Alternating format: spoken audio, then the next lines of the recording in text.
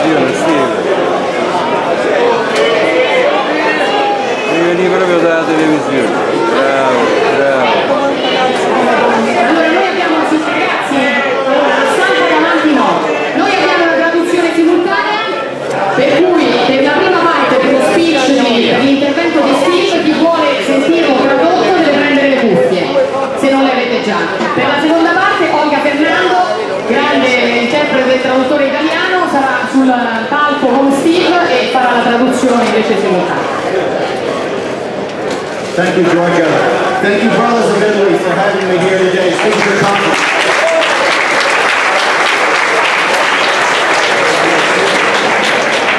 It is a great honor for me to come here and to talk to your conference and to have Georgia introduce me. So thank you very much.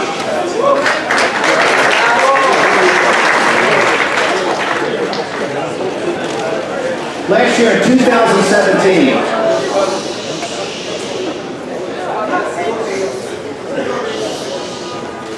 the opposition party media will get quiet for a second. In 2017, there were 100,000 fewer births in Italy than in 2007. In 2007, I think there was something like 550,000 births. That's approximately, if the math is correct, about a 16, 17, 18 percentage point drop. Now, why did that happen? That is one of the central issues of the Brothers of Italy. It's one of the central issues of Salvini and the League, is the demographic crisis in Italy. Now, what has caused that? Young people are rational. It is 10 years ago that we had the financial crisis. You must remember that the financial crisis lit the fuse that delivered Brexit and Trump and the victory of the League and the Brothers of Italy in the Italian election. The financial crisis of 2008 was brought on by the Party of Davos, the engineering, financial, scientific, managerial, cultural elite that go to the World Economic Forum every year and preach that you're racist and you're nativists and you're xenophobes. The financial crisis was brought on by their greed, their incompetence. And nobody has been held responsible. The Italian economy has never recovered from the financial crisis. The twin forces of an Italian diaspora of some of your best young people in engineering and finance to London and to Germany and to other countries in Europe and the United States, and the lack of family formation. We know what the number one cause is. Every study tells us. It's economic insecurity. Young people are rational. They understand that there's not good paying jobs, jobs to build a family around, jobs to build a future around, jobs that turn into a career. The financial elite brought on the crisis in 2008, and how they solved it only decimated Italy more, like it decimated the United States, and it decimated other countries in Europe. It's very simple. What the financial elite and the corporatist elite and the politicians that are at the beck and call and own in Washington, D.C., in Brussels, allow them to just create money and inflate their way out of here. Asset inflation. So if you owned real estate or stocks or intellectual property, you had the best 10-year run in history. And if you're a worker or from the middle class, It's been the worst 10 years imaginable. Flat wages. The inability, savings account that pays zero.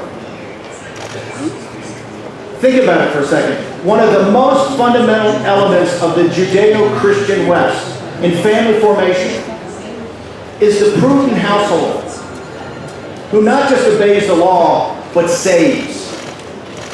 You know what you get in on a savings account? Zero. And you know why you get zero?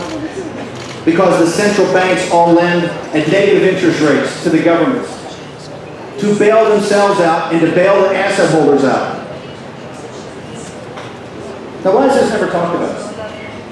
Why is it every time that you talk about the demographic issue and talk about family formation and talk about young people trying to have families and trying to have jobs, you're a racist, you're a xenophobe, you're a nativist?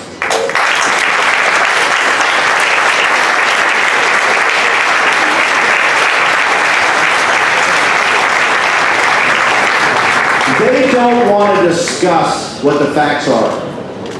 They don't want to talk about it. We just had the 10th anniversary of this.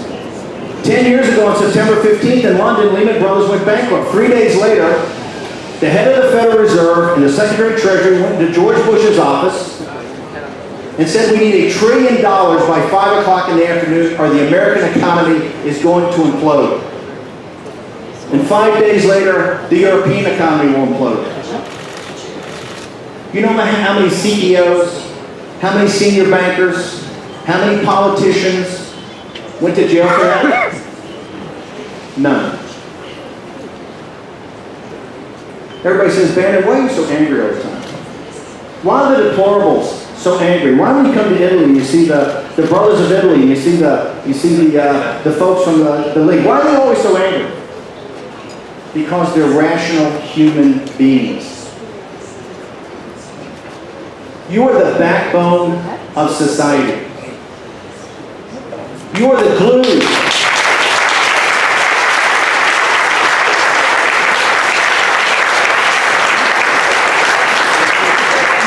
You are the glue that holds society together. From time immemorial, it has been you. You pay your taxes, you go to work, you raise a family, you try to pass on the culture and civilization that's been handed down to us from Athens and Jerusalem and Rome over millennia. It's upon your shoulders that it all rests. I've done the math. I've looked at the financial model of Italy. It's the people making 15,000 to 40,000 euros and paying a 22 to 25% VAT value-added tax, sales tax on top of it, that are the backbone that pay the taxes. Why does Armando Siri and the league and the brother, why do they talk about a 15% tax? You know why? So the wealthy start to pay at least something.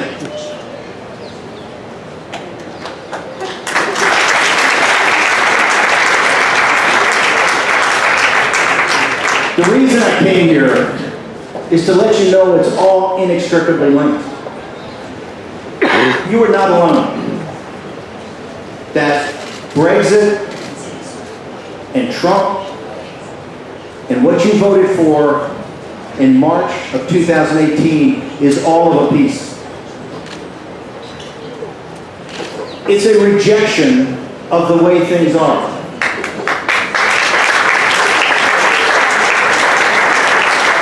And it's a way forward. It's the little guy saying, we have a better idea. We have a way forward. And the first thing is a total rejection of what the elites have foisted on Western civilization.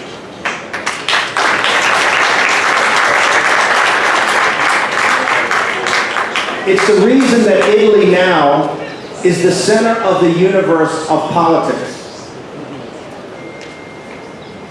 Brexit 2 years ago. The British working men and women, by the way, Brexit came across the finish line because of Labour votes in the Midlands of England. Labour voters, hard-working men and women that said we want out.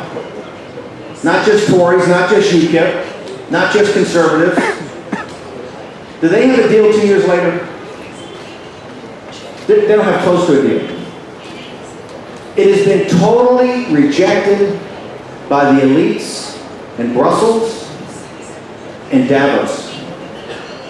Look at Trump. Look at as much forward progress as Trump is making on his program, initiating a new trade deal with China, initiating American first foreign policy, having 4% economic growth. Look at what he battles against every day, including an administrative state that openly is talking about a coup. And it's not a deep state. Please, if you can take anything away from this talk, there's no conspiracy. This is not the Freemasons or the Illuminati or some other, the Knights Templar. This is in your face every day.